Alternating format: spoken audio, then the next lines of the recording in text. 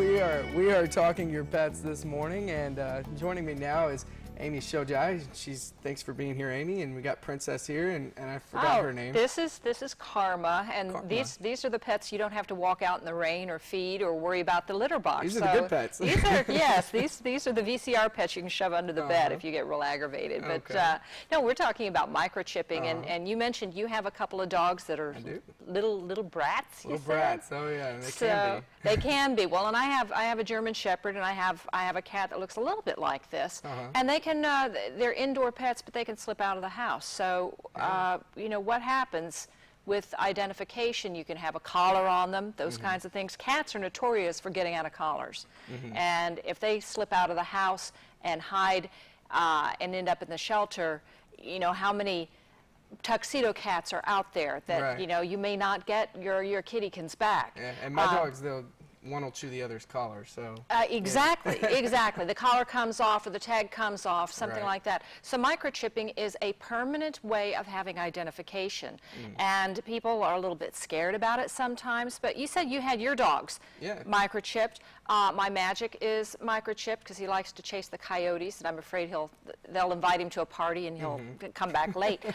So it's microchip is about the size of a grain of rice, little tiny thing. It's injected just like a vaccination, right between the shoulder blades. Exactly. You can show there right on Princess and right here on Karma. And it takes about 3 seconds. 3 seconds. The dog or the cat, they don't even know that it's happened, you know. And then there's a little handheld scanner that they pass over the pet, and it reads the information that has been inputted, your name, address, phone number, all of that. So if your dog is lost and picked up by the shelter and they scan it and they say, okay, we can get this back home to who belongs to. Right. Now, mine wasn't done in this area, so how much does it typically cost in the Texas area? It does vary. I think there is an enrollment fee for some that you pay at the veterinarian's office, you know, a standard fee, and then the enrollment fee, depending on the database, can change. And that's something I'm really glad you brought that up, because there are some compatibility issues. If you microchipped in a different area, there's not necessarily a universal scanner. They will call it a universal scanner, but it depends on the microchip and the microwaves. This is like you go to the checkout counter at the grocery store and you scan your merchandise. Well, if the scanner can't read that particular radio frequency, there may be a delay or some issues about that. So when you move to a new area, you need to really check with local veterinarians and the shelters in the area to make sure that it is compatible so it can be read. The other thing is every time you take your dog or your cat back to the veterinarian just for routine stuff, have him scan.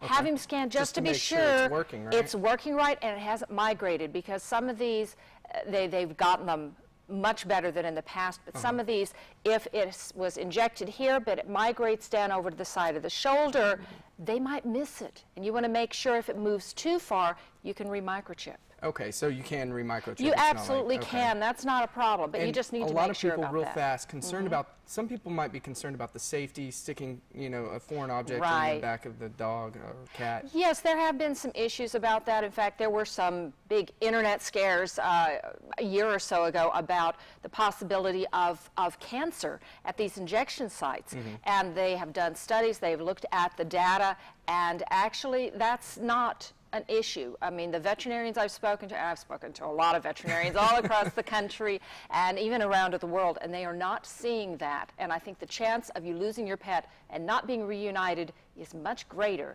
than the way off-the-wall chance of having some kind of an adverse reaction. So it's really, really a good idea. All right, well, get your pets microchipped, and thank you for coming on, Amy. Absolutely. Appreciate it, and we'll see you again next time. And Tom Miller's up next with your forecast when we return here on First News AM.